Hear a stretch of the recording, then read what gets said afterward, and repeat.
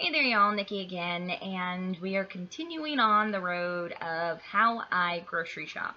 Seeing that quite a few friends have said, oh, you need to teach a class in this.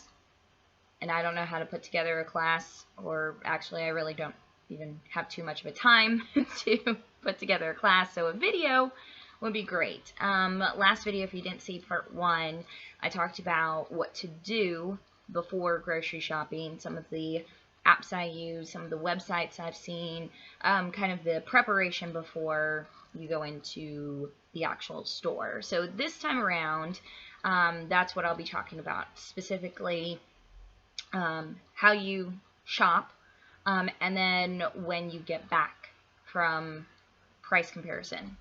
Because this is the thing. This chunk of you going to the store to go and look at prices is not you spending money. It's not your actual grocery shopping. So this is part 1 of grocery shopping, or part 1 of going into the grocery store, I should say.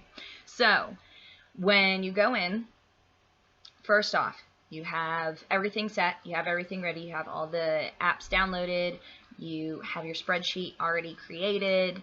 Okay, so think about the stores, how they're kind of laid out, like how close together are they? Like some stores are going to be closer together than others, and kind of think about that's how you're going to hit each store.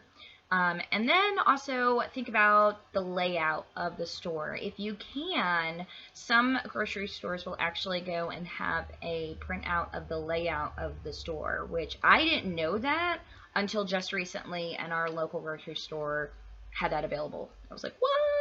Yeah, it's kind of like a little treasure. So what you want to bring with you, all you need to bring with you, driver's license, because we don't want you to illegally drive.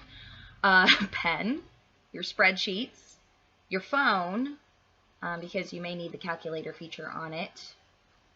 I'll get into that in a second. And some spare money. Now, I say this, and when I say spare money, I mean it's going to still come out of your grocery budget, and we always use cash. I highly suggest using cash because of the fact of it, you keep track of your budget and you stay in that budget. It makes you stay there. Once you're done, you're done. But I would say bring an extra $20, like $10-20, because there's sometimes when you go to a grocery store, like for instance our local grocery store, Brookshire's, where when you go to price compare, all of a sudden you'll see something on like complete clearance, like sale, it's almost all gone. In the back of your mind, this is a really good deal. And Target's even done this. I know I've seen it at Walmart, I've seen it at Brookshire's. And all you're thinking is, I don't have my grocery money. So a little bit of spare change of the grocery money, a little bit of the spare cash from the grocery money isn't a bad thing. But like I said, keep it to like $20 or so.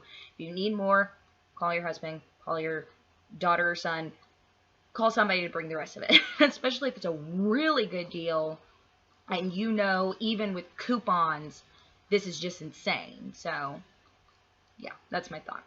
So that's what you want to bring with you. And then when you get to the store, set your phone to a certain time. Now, at the beginning, this isn't going to work because you're trying to figure everything out, and you being on a stopwatch is just going to make you freak out. But once you start getting into a habit of price comparison, then that's when I would say set a stopwatch, set a time. I, for myself, do 35 minutes in each store, and I try to wrap it up. Once that alarm goes off on my phone, that means wrap it up, get ready to go.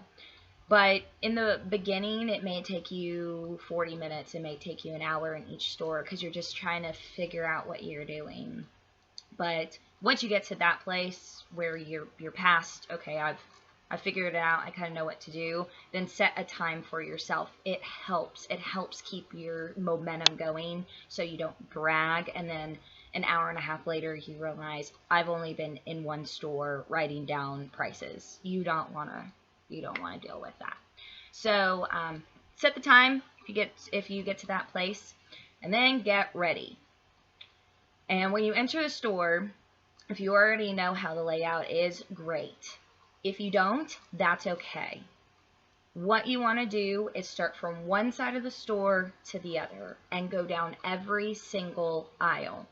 You may think, okay, I don't need anything from the pet aisle. Okay, I don't need anything from the detergent aisle. I know. You may not, but there may be something on your list that you didn't think would be in that aisle, and it is. So go down every aisle. Kind of make a little, like beeline, like go all the straight down, go straight down, go straight down. Or I should go like this. Go down, go down, go down. I know some people do the whole wandering thing. Even my mother-in-law admitted that she'll go from one side and then kind of go to the other and then kind of go to the other, which is fine. It's okay if you're just going and just regular shopping and you're not really worrying too much about it. But if you are doing this process, that's not going to help you. That wandering around thing is actually going to eat up your time, and you do not need that. So go down the line. Go down the rows and write down all the prices. Get them all on paper. Now, sometimes you may have to do some calculations. That's why your phone is handy as well.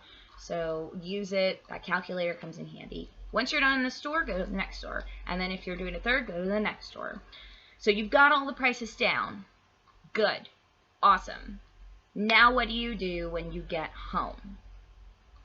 This is another part of the longest process of everything. So first longest process is going through the store, or the stores, I should say. Second longest is finding the coupons, okay? First of all, double check the circulars. Make sure you know, okay, if there's a buy one, get one, awesome. Then look at your apps. Check out your apps. All the ones that you've downloaded, all the store apps. Make sure if there's coupons on the store app, download them. Bam, bam, bam. Work sure as I go down the list, especially if it's stuff that I'm going to need those coupons for. And then if you have access to coupons in newspapers, awesome. Clip them, put them in a binder or in some form or fashion of like a little news, coupon directory thing or whatnot. And then lastly, look online for coupons, and there are tons of online resources. Now, mind you, your first time around, if you have never gotten coupons online, you're gonna probably have to download they're called like coupon printers. Don't worry, most of them, your spam warning will go up and go, this is freaking out. You're okay. You're fine. It's just something different, something new to the computer. I've never gotten any spam from any of that, or it's never hurt my computer. So, but some of the online websites to definitely check out: coupons.com, Red Plum, Smart Saver, I want to say, Hopster.com, Hopster. CommonKindness.com. Now, Common Kindness and Hopster are geared specifically, or I should say geared more to organic and gluten-free and natural foods. So, which you can find those things at your local grocery store, Target, Walmart. They have aisles of that. And if that's what you're looking for, that's awesome. I'd still take a look at them, because sometimes now and again it'll have, just the regular name brand stuff on there. So commonkindness.com, Hopster, coupons.com, and then the big one, Lozo.com. And Lozo.com actually is kind of bringing all of those and extras under one umbrella.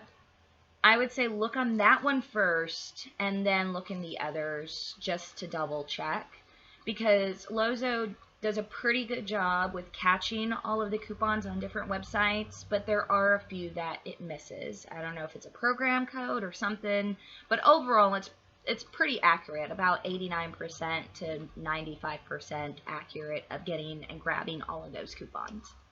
So once you've gotten your coupons and you've got the apps and you're looking at everything, make sure from the apps, what I've realized is if you write down what the deals are, it can help a lot better when you have to scan them back in after your grocery trip. So that helps a lot. I take notes. And also just on the back of the spreadsheets if you want. And yes, you are going to have to use math. Some people go, oh no, but it's good. You're saving money. It's awesome. And that's pretty much the basis and the chunk of probably the longest part of this whole grocery shopping, grocery saving experience. And I guess next time I will conclude it with what to do when you actually go shopping, which probably is the easiest part of all of this. Because you've done all of this preparation, this is going to take probably your quickest time of doing everything. It's the quickest part of the process, but it's also the most fun, because then you get a chance to see all the rewards and savings, and it's rewarding. It is. So until then, hope you have a good weekend or a good week whenever you're watching this, and I'll talk to you later.